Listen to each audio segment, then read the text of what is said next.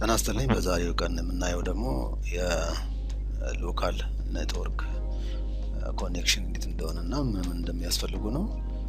ከነሱ ውስጥ ከሚያስፈልጉ ኔትወርክ ለመስራት ኬብል ነው። ከነዚህ ውስጥ አንዱ ለምርጫ ያህል ኦፕቲክ ፋይበር የሚባለው ወይም ደግሞ ኮአክሲያል የሚባለው እና ትዊስትድ የሚባለው ነው።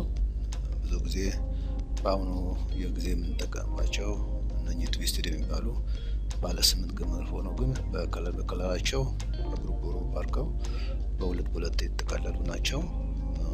እነዚህን ነገሮች ኮኔክት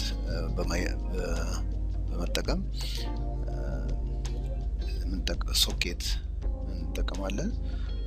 እነኚህ ከሶኬቶች ውስጥ እነዚህ የሚያገለግሉን አንደኛውን ሳይድ ከኮምፒውተር የሚመጣውን እዚህ ጋር እናገናኛለን።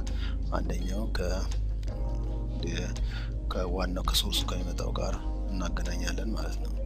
ሁለተኛው ሶኬት የሚያስፈልገው ምናልባት አንዳንድ ጊዜ አንድ ነገር ያስፈልገናል ይባልና ሁለተኛው እያደገ ኦርጋናይዜሽኑ እያደገ በሚሄድ ወይም ተፈላጊነቱ እየጨመረ ሲሄድ ሌላ ኮምፒውተር ቢያስፈልግ ሌላ ገመድ ከመሰካት ይልቅ እነዚህን ነገሮች አንዱን ሶኬት እንጠቀማለን ማለት ነው። ይሄንን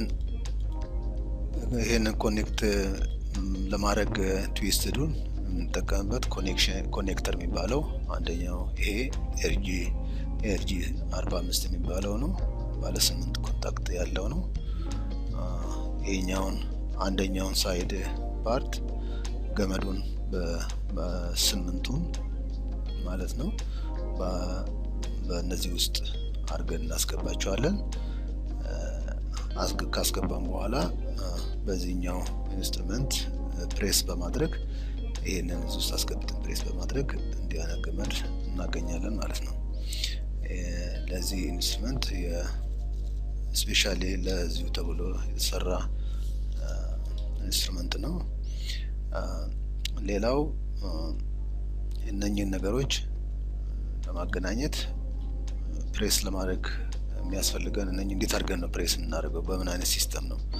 እዚህ ኤርጂ 45 ላይ እነኚህ ፒኖቹን እንዴት ነው የምናስገባው፣ በምን አይነት መልኩ ነው? አሁን እነዚህን 8ቱን ገመዶች ባለ ሁለት ነው። እዚህ ጋር ሁለት አይነት ኮኔክሽን አለ።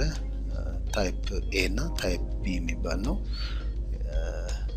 እነኚህ ገመዶች እዚህ ጋር ያሉትን በታይፓቸው በማድረግ እዚህ ውስጥ እናስገባና በፕሬሱ እንጫናቸዋለን ማለት ነው። እና እነኚህ ኮኔክሽኖቹ በኔትወርክ ለመጠቀም ከሁለት አንዱ ኮኔክሽን ነው መጠቀም የምንችለው። ሌላው ምናልባት ከኔትወርኩ ሌላ ሁለት ኮምፒውተሮችን ለማገናኘት ቢያስፈልገን አንደኛውን ሳይድ ባለ ቢ አድርገን አንደኛውን ሳይድ ባለ ኤ ብናደርገው ሁለቱም ኮምፒውተሮች ማገናኘት ይቻላል። ግን ኔትወርክ ለመስራት ግዴታ ወይ ይሄንን ወይ ይሄኛው ሳይድ ነው መጠቀም እንችለው ማለት ነው።